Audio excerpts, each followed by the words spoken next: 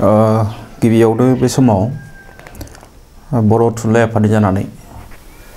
बड'लेण्ड बुब्लि आरो बड'सा digital news बिबानगिरि नोंथांमोननिसिम नैबे समाव गाहाम हामलायनायखौ बावहरदों मागो दमासिनि आरो नोंथांमोनजों लोगोसे गासैबो रायजो राजा नोंथांमोननोबो आं बे समाव गाहाम हामलायनायखौ बावहरदों। बे समाव आंजों दङ मिरु बर' थुनलाइ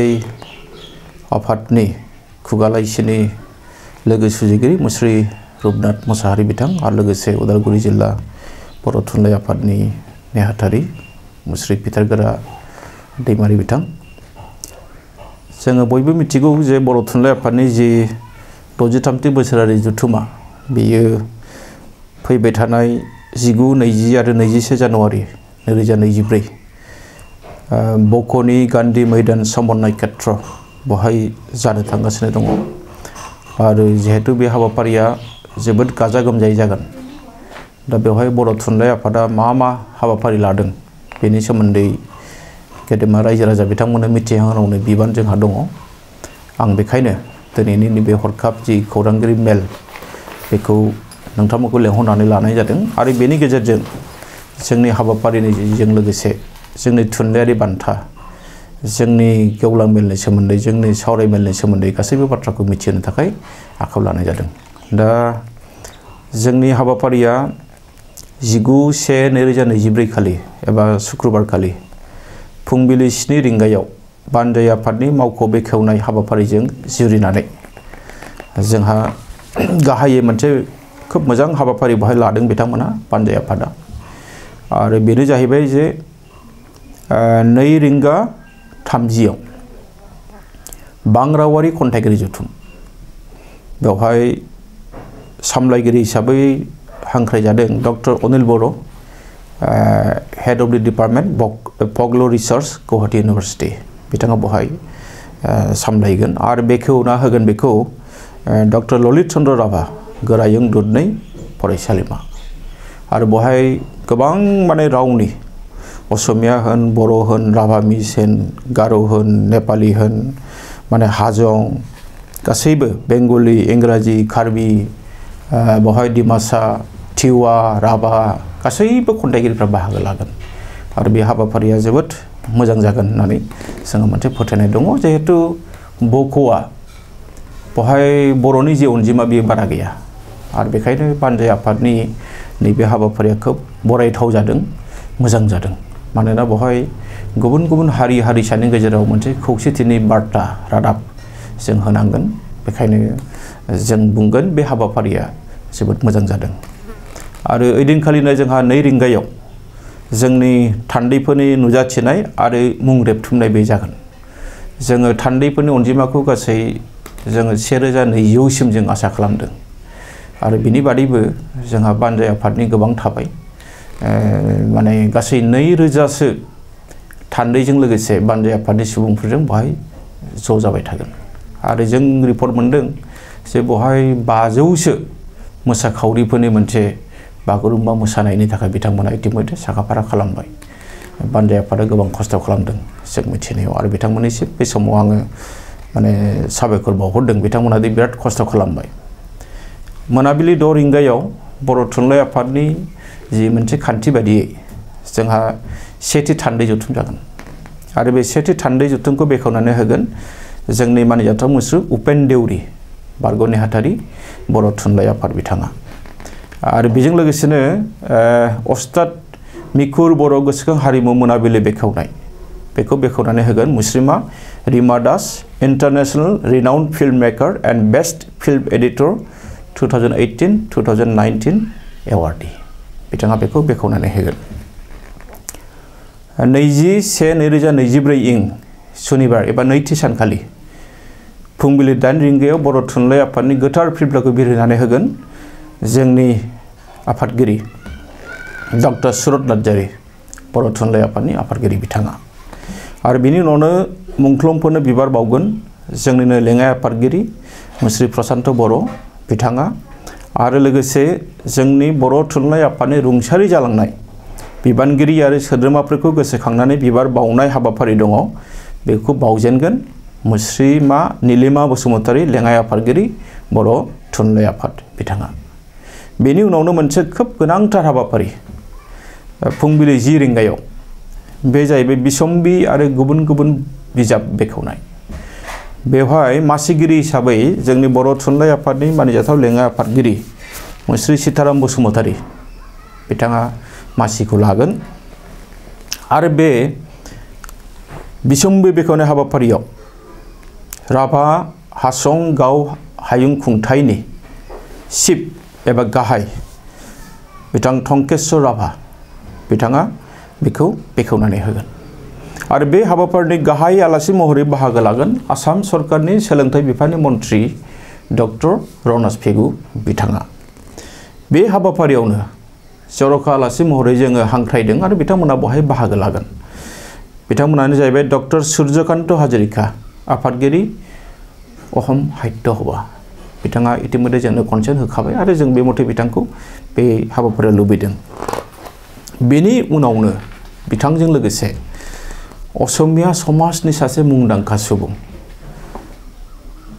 मुस्रि जयन्त बरुवा बिथाङा सादिन प्रतिदिन खौरां बिलाइनि बिगोमा आरो बेल' नङा बिथाङा हेमकोश जेनिखि असमियानि जेनिखि मोनसे सोदोब बिहुं दिहुनदों बेनिबो बिथाङा गोबां बिहोमा दं बे आयदायावबो। बिथां जयन्त बरुवायाबो जोंनि बे हाबाफारियाव बाहागो लागोन आरो जों बिथांखौ मोननो थांनाया जोंनि थाखाय जोबोद खाफाल गोनां होननानै जों बुंनांगोन बे समावहाय। बेनि उनाव दङ जोंहा बरायनाय आरो मान बान्था होनाय बे जाबाय फुंबिलि 11 रिंगायाव बेवहाय मासि लागोन जोंहा सुरत नार्जारी आफादगिरि बर' थुनलाइ आफाद बिथाङा। दा बेवहाय जोंनि गाहाय आलासि महरै जोङो सासे गेदेमा सुबुंखौ मोननो हादों। बिथाङा जाबाय Mitesh M Khapra associate professor IIT Madras and co-founder of A14 Bharat. दा बिथांखौ जों मानो लेंदों होननानै बुङोब्ला गुगोल ट्रान्सलेशन बिं बेयावदि बर'खौ सोदों बिथांनि बिहोमा दं आरो बेखायनो जों बिथांखौ बरायगोन। दा जों बे एखे हाबाफारियावनो जेरै जोंहा माखासे बान्थाखौ जों होगोन आं नोंथांमोननि नैबे खौरां मेलनि गेजेरजों सोर सोर मा बान्था मोननो हाखो बेखौबो होलांखानो लुबैबाय। जोंहा देग्लाय 2023 मायथाइनि जि रांसार थुनलाइ बान्थाखौ मोननो हाबाय मुस्रि बिहुला बसुमतारी गामि 1 नं नारायणपुर नारेंगुरी मिंमां लाइजामसो नलबारि जिल्ला धेमाजि आसाम। बिथाङा गावनि बिजाब केरमेर दैसा सेर सेर 2022 आव दिहुनदों बिथाङा सल'मा बिजाबनि थाखाय बे बान्थाखौ मोननो हादों।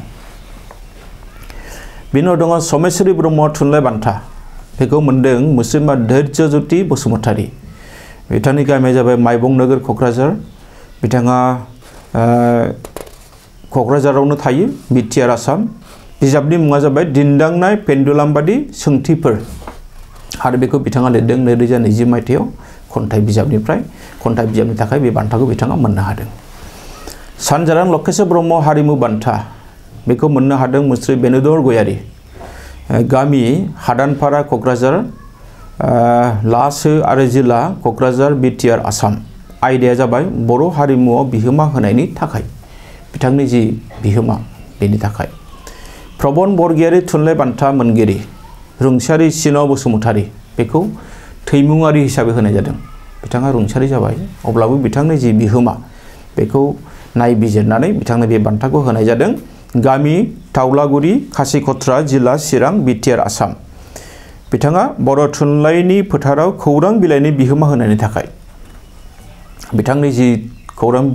बिजोङाव जि बिथांनि बिहोमा जों बयबो मिथिगौ बेखायनो बेखौ होनाय जादों। हाब्राघाट बान्था मोनगिरि मुस्रि रहेन्द्रनाथ ब्रह्म गामि आंटिहारा दतमा जिल्ला क'क्राझार बिटिआर आसाम। आयदा बर' हारिमुआव बिहोमा होनायनि थाखाय बिथांनि बे बिहोमायाबो बेवहायनो थाबाय। बेजों लोगोसे जोंहा दंबावो प्रफुल्ल दत्त गोस्वामी आरिमु बान्था बेखौ मोननो हादों डक्टर जनक शंकर नार्जारी रतनपल्ली शान्तिनिकेतन बीरभूम सोनाब बेंगल बिथांनि आयदाया जाबाय मुसुखा सावगारि आरो लंथाइ फोथाराव गोबांथार बिहोमा होनायनि थाखाय बिथाङा सोनाब बंगआव थायो कलकातानि फ्राय 80 किल'मिटार गोजानाव बिथांनोबो इतिमধ্যে जोङो खबरखौ होनाय जाबाय आरो बिथाङाबो सौफैगोन जों आसा खालामनो हायो। बेजों लोगोसेनो जे 2023 मायथाइयाव जायफोर फरायसाफ्रा हायार सेकेन्डारियाव बड' एमएलआव 100 जौखोन्दो माने नाम्बार मोननानै उथ्रिसारबाय बिथांमोना देग्लाय जोंहा गासै 13 सा दङ 13 सा फरायसाफ्रा जोंहा 100 करि नाम्बार मोननो हादों जों गासैनिबो बेहाय जों बिथांमोनखौ बरायगोन बे समावहाय बिथांमोना जाहैबाय फारियै सुजुका बसुमतारी मंगोलियान high school Chirang Naswari Basumatary Makra higher secondary school Chirang Udangshri Owary Runikata higher secondary school Chirang Birdao Basumatary Gurudev Brahma boarding school Chirang Urmila Boro' इउएन एकाडेमी जालागाव बाक्सा अलंबार नार्जारी इउएन एकाडेमी गणेशगुरी बाक्सा अनजिमा बसुमतारी इउएन academy Kumarikata Baksa Jitu Narzary Musalpur higher secondary school Baksa Maina Swargiary Naokata Milan higher secondary school Baksa Tripana Boro' Mudoibari high school Darrang रिन्दाव Baglary माइदांस्रि बड' हाई स्कुल बिश्वनाथ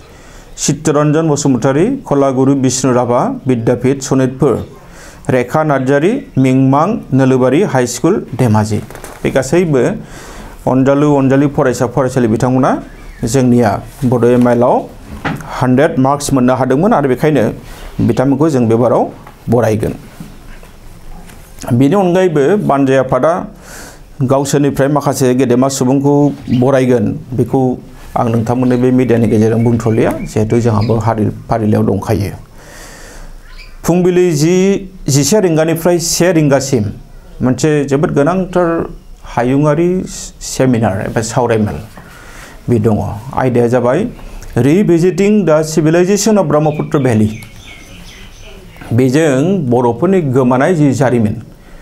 बे जारिमिनखौ नागिरफिननो नाजानाय जादों आरो बेवहाय जोंहा मासिगिरि महरै बेवहाय मासि आजावगोन जोंनि मुंदांखा जारिमिनगिरि डक्टर प्रेमानन्द मोसाहारि बिथाङा बेखौ बेखेवनानै होगोन डक्टर सुबुं बसुमतारी रेजिस्ट्रार बड'लेण्ड मुलुगसोलोंसालि आरो बेवहाय फुंखा सुबुं महरै बाहागो लागोन professor Rajiv Sandikai department of history Guwahati मुलुगसोलोंसालि डक्टर उत्तम बाटारी गुवाहाटी मुलुगसोलोंसालि आरो लोगोसे डक्टर सुदेब चन्द्र बसुमतारी बड'लेण्ड मुलुगसोलोंसालि थिग बे एखे समावनो जोङो आरो मोनसे जोङो माने बेलासिनि 1 रिंगायाव एसे उन सिगां जागोन बेवहाय 1 रिंगानिफ्राय 4 रिंगासिम सोलोंथायारि थासारिखौ फोगोमनाय बर' बिजोंनि फोरोंथायनि गेजेरजों सोलोंथाइखौ फेहेरनायनि मावखान्थिफोर बेनि सायाव जोंहा खोब मोनसे गोनांथार आरो मोनसे क्रुशियेल मोनसे सेमिनार लानाय जादों जायखौनाखि दिनैनि दिनाव जोंनो गोनांथार जादों मासिगिरिया जागोन मुस्रि सीताराम बसुमतारी लेङाइ आफादगिरि बर' थुनलाइ आफाद फुंखा सुबुं महरै जोंहा बेवहाय दङ डक्टर दिगन्त नार्जारी गुवाहाटी मुलुगसोलोंसालि बिथाङा बर' बिजोंजोंनो फैनाय नै बेवहाय सिगांनि सासे होदोंमोन प्रफेसर निराला रामसियारि बिथाङा सफैनो हालिया आं बेखायनो बिथांनि मुंखौ बावबुङाखै doctor Himalaya Basumatary scientist DRDO Hyderabad बिथाङाबो बर' बिजोंजों थांनाय बिथांमोना जोंनि बेवहाय फैनानै बर' फरायसाफोरनो माखासे बोसोन आरो बिथांमोना गावसोरनि जाफुंसारनायनि जारिमिनखौ खोन्थानानै होगोन बेजों लोगोसे डक्टर बिनय कुमार ब्रह्म बिथाङा क'क्राझारनि आथिखाल बिथाङा आजिरा मोननाय सासे सुबुं गेदेमा सुबुं बिथाङाबो फैगोन बेलासे 3 रिंगायाव जोंहा आरोबाव खन्थाइगिरि जथुम दङ आरो बेयो जोंनि मासिगिरि महरै मासि नाजावगोन बर' थुनलाइ आफादनि बारग' आफादगिरि मुस्रि तरेन बर' आरो बिथाङा एडभाइजारि बर्ड बड' साहित्य एकाडेमिनि सासे मैखोम बिबानगिरि बिथाङा बेवहाय लागोन बेखेवगिरि हिसाबै जों मोनदों प्रफेसर भुपेन नार्जारी HOD बड' डिपार्टमेन्ट गुवाहाटी मुलुगसोलोंसालि जर'खा आलासि महरै जों मोननो हादों मुस्रि उरखावगोरा ब्रह्म केबिनेट मन्त्रि आसाम गेदेमा बिथांखौबो जों मोननो हादों आरो बिथाङा बे गासै हाबाफारियाव थाफागोन आरो जोंनि हाबाफारिखौ बिथाङा जोबोद समायना खालामगोन। मोनाबिलि 6 रिंगायाव जोंनि नैथि थान्दै जथुम जागोन। बेनि अखानायै जागोन जोंहा गेवलां मेल रबिबार 21/1/2024 फुंबिलि 9 रिंगायाव जागोन हारिमु हान्जा सुरनाय आरो दिन्थिफुंनाय। बेवहाय गुबुन गुबुन हारि हारिसाफोरनि सुबुंफोरनि बिथांमोननि हारिमुखौ दिन्थिफुंनाय जागोन आरो बेवहाय हान्जा सुरनाय जागोन। आं दहायनो बुंखादों जे बक'आ जाबाय गुबुन गुबुन हारि हारिसा थानाय मोनसे जारिमिनारि जायगा। बेखायनो बेवहाय जोंनि बानजाय आफाद बिथांमोनाबो सिन्था खालामदों आरो जोंबो सिन्था खालामदों जोङो गासैबो हारि हारिसानि हारिमुफोरखौ लानानै बेवहाय हान्जा सुरनाय जाथों आरो बेखौ बेखेवनानै होगोन मुस्रिमा कुइन उजा MP लकसभा बियाब गुवाहाटी बिथांखौ लेंहरनाय जादों। सानजौफु 12 रिंगायाव जाबाय जोंहा गेवलां मेल। बे गेवलां मेलनि मासिगिरिया जाबाय जोंनि बर' थुनलाइ आफादनि मानिनां आफादगिरि डक्टर सुरत नार्जारी सार।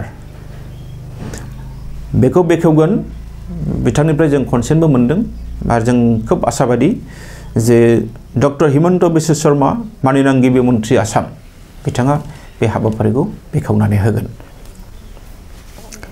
बराय बिबुंथिखौ होगोन मुस्रि हेमांग ठाकुरिया आफादगिरि बानजाय आफाद आरो बिथाङा जाबाय पलासबारि MLA समस्तिनि MLA बिथाङा हेमांग ठाकुरिया। गाहाय आलासिया जाबाय जोंहा साहित्य एकाडेमिनि लेङाइ आफादगिरि प्रफेसर कुमुद शर्मा बिथाङा दिल्ली मुलुगसोलोंसालिनिबो सासे प्रफेसर। बिथांखौ जोङो बेवहाय गाहाय आलासि महरै मोननो हादों आरो बिथांनि बिबुंथिनि गेजेरजों जों थुनलाइनि सोमोन्दै गोबां बाथ्रा मिथिनो हागोन बेखौ जों मिजिंथिदों।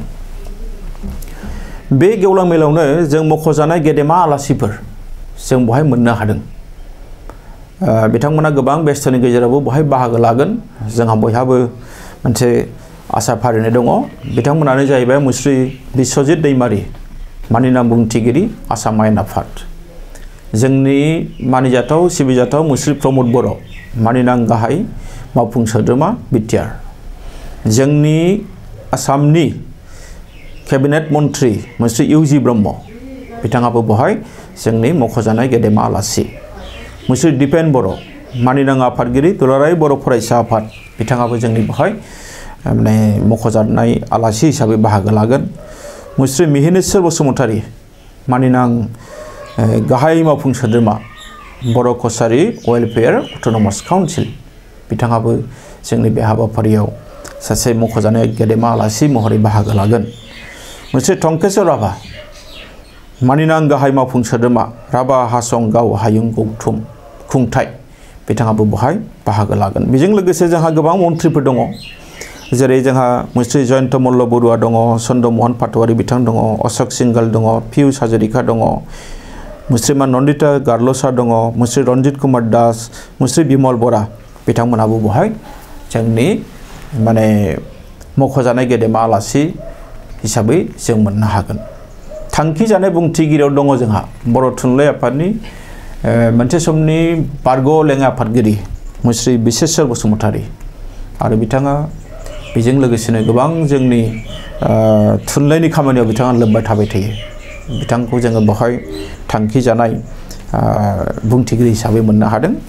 माननि आलासिफोरनि गेजेराव जोंहा दङ मुस्रि हाग्रामा महिलारि बारग' गाहाय जोंनि BTCनि आरो बेयावनो जों होबावदों मुस्रिमा कुइन अजा बिथाङाबो जोंनि माननि आलासि, रोनगोरा नार्जारी बिथाङाबो जोंनि माननि आलासि, मुस्रि गबिन्द चन्द्र बसुमतारी बिथाङाबो जोंनि माननि आलासि आरो लोगोसे जोंनि BTRनि माने स्पिकार मुस्रि खाथिराम बर' बेजों लोगोसे गोबां दैदेनगिरि जों बिथांमोनखौबो बेवहाय माने माननि आलासि हिसाबै जों लादों आरो लोगोसे जोंहा हांख्रायजानाय आलासि गोबां दङ। जोंनि MLA, जोंनि EM, जोंनि MCLA बिथांमोनखौबो जोङो बेवहाय लेंजोबदों। बेजों लोगोसे जोंनि गुबुन गुबुन माहारियारि आफादनि दैदेनगिरि बिथांमोनखौबो जों लेंदों। जों मिजिंथिदों जोंनि बे गासै हाबाफारियाव बिथांमोना नुजाहैगोन आरो जोंनि बे हाबाफारिखौ जोबोद मोनसे गाजा गोमजायै जों खुंफुंनो हागोन, बे जोंनि मिजिंथिनाय। आरो आं दहायनो बुंखादों जे बक'आ ओरैबायदि मोनसे जायगा जेरावनाखि गुबुन गुबुन हारि हारिसा बहाय ज' जानानै दङ मोनसेल' हारिया बहाय गैया बेखायनो जोङो बयनिबो मदद लानानै जोंनाव जि रिपर्ट जों मोनदों जों थांनानै जि नुदों जोङो बहाय बानजाय आफादा गासैबो हारिफोरनि मददखौ मोनदों थुलुंगाखौ मोनदों आरो बे मदद थुलुंगाखौ लानानैनो बिथांमोना दिनै खामानियाव आवगायबाय थादों आरो आं मिजिंथिदों बियो जाफुंसारनायनि लामायाव आरो बे समाव आङो जुनिया भाबै साबायखर बावनांगोन जोंनि बिटिआरनि गाहाय मुस्रि प्रमद बर' बिथाङा गावनो थांनानै खबर लाहैदों बानजाय आफादनि खामानि आवगायनाय बानजाय आफादा मा रोखोमनि खामानि मावदों बे गासैखौबो बिथाङा थांनानै खबर लाहैदों आरो बेखायनो आं सानो जोंनि जथुम्माया बिटिआर सरकारनि आसाम सरकारनि राभा हासं अट'नमास काउन्सिल लोगोसे जोंहा बर' गाव खुंथाय बर' कसारि गाव खुंथाय गौथुम बिथांमोननि गासैनिबो मददजों जोबोद मोजाङैनो जाफुंसारगोन बेखौ जोङो मिजिंथिनो हायो।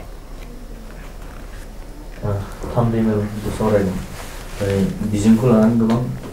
बेले बेजे दिनैसिमबो दङ आसाम सरकारनिफ्राय जेरैबायदि मदद मोननांगौ मोना बेनि सायावबो सावरायनाय जादों नामा 63थि बोसोरारि जथुम्मा बर' थुनलाइ आफादनि जिहेतु बेयो जोंहा थान्दै जथुम्मा साननै जागोन 19 मोनाबिलि आरो 20 मोनाबिलि दा बेखौ नायोबा जोङो बुंनो हायो जे जोंनि बे सावरायनाया खोब गोनांथार आयदानि सायाव जिहेतु जोङो सावरायगोन आरो बेजों लोगोसे जोंहा दायो गोनांथारसिन बाथ्रा जाहैबाय जे आसाम सरकारनि जि माखासे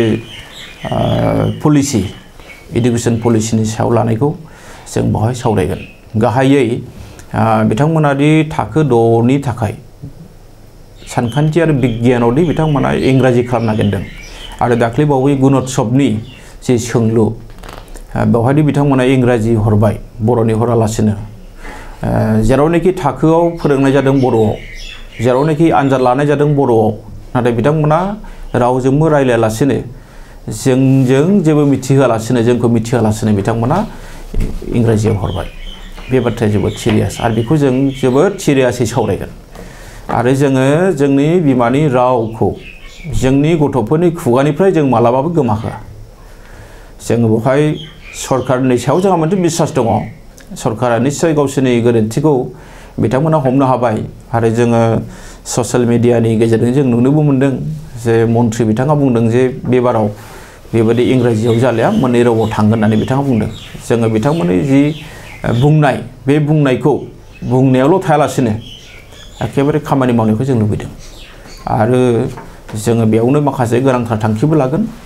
बेजों लोगोसे जों माखासे गोनांथार थांखिखौ लागोन जे जोंनि फरायसालिया दासिमबो भेन्साराव दङ बियो एलपिआनो होन बियो एमइआनो होन बियो हाइ स्कुलानो होन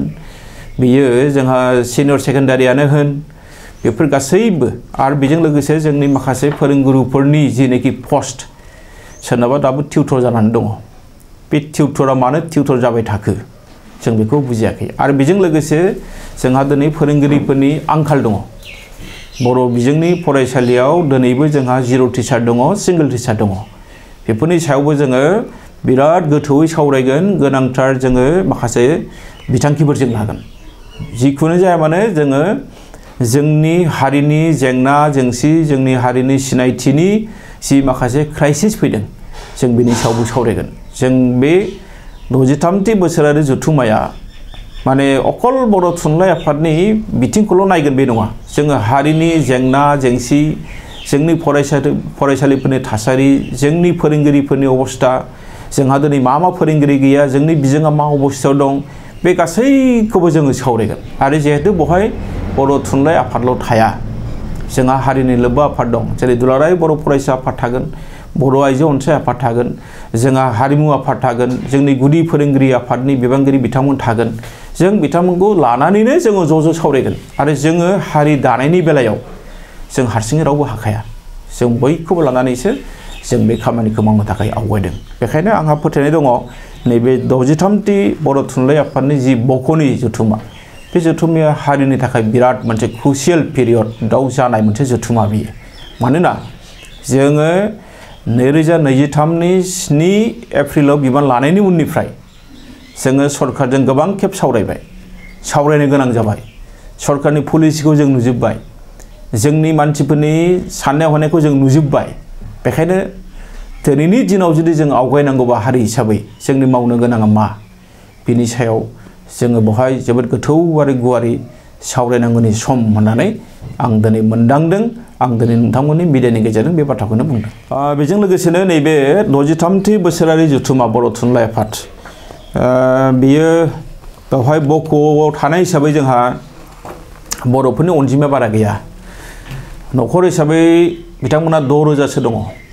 आरो सुबुं हिसाबै बिथांमोना माने 30,000सो दं होननानै जोंनो मिथिहोदों दा बिथांमोनाबो हानायमानि बाहागो लागोन नाथाय बेजों लोगोसेनो जों खावलायदों जे गासैबो जोंनि हारिखौ मोजां मोनग्रा जोंनि राव थुनलाइ गावनि सिनायथिखौ मोजां मोनग्रा रायजो राजा जों गासैबो बर' फिसाखौ खावलायदों बेवहाय खुनु धोरोमखौ लानानै नङा खुनु जों माबा मोनसे बिथिंखौ लानानै नङा जों बेखौ जोंनि हारिनि मोनसे आफाद हिसाबै जिहेतु बर' थुनलाइ आफाद होनना बुङोब्ला बियो मोनसे राजखान्थि नङै मोनसे आफाद बियो आं खावलायगोन जोंनि राजखान्थि दैदेनगिरि बिथांमोनाबो गावसिनि गेजेराव थानाय एना एनि बेखौ गासैखौबो दोनथ'नानै बर' थुनलाइ आफादा लेंनाय नैबे बर' थुनलाइ आफादनि जि जथुम्मा बेवहाय बाहागो लाहैनांगौ रायजो राजाया बाहागो लाहैनांगौ अनजालु अनजालि फरायसा फरायसुलि बिथांमोनाबो जोंहा जि सावराय मेल होदों बेवहाय बाहागो लाहैनांगौ जोंनि सानसुमै मेलेमजिबि जोंनि गेदेमा फोरोंगिरि बिथांमोनाबो बेवहाय बाहागो लाहैनांगौ आरो जोंखौ थुलुंगा होनांगौ जोङो बेवहाय थुनलाइ आफादनिल' खोथा जों बेवहाय सावराया आं दहायनो बुंखादों जे जोङो हारि दानायनि माखासे खोथाखौ जों जयै सानलायगोन मानोना मोनसे हारिनि जेनोखि आइडेन्टिटि मोनसे हारिनि सिनायथि होननानै बुङोबा बे हारिया राव थुनलाइयाव बेसेबां जौगादों बेखौ नायो गोजोन्थों 2024-25 सेशन एबा बोसोरनि थाखाय doctor B R. Ambedkar allied health institute फसंथानाव एनएम आरो डिप्लोमा इन मेडिकल लेबोरेटरी टेक्निशियननि एडमिशन एबा मुं थिसननाया सोलिगासिनो दं फरायसाफोरनि मिजिंखौ जाफुंसार होनाया जोंनि मोनसे गिदिर थांखि एनएमनि बिजाथिया थाखो 10 आरो मेडिकल लेबोरेटरी टेक्निशियननि बिजाथिया थाखो 12 उथ्रिसार जाब्लानो जागोन उदालगुरि जिल्लानि DRDM मावखुलिनि सेरावनो थानाय doctor B R. Ambedkar allied health इंस्टीट्यूटआव एडमिशन लानो गोसो गुदुं फरायसाफोरा 9957293454 आरो 9394804239 मबाइल नम्बराव सुलाद लानो हागोन।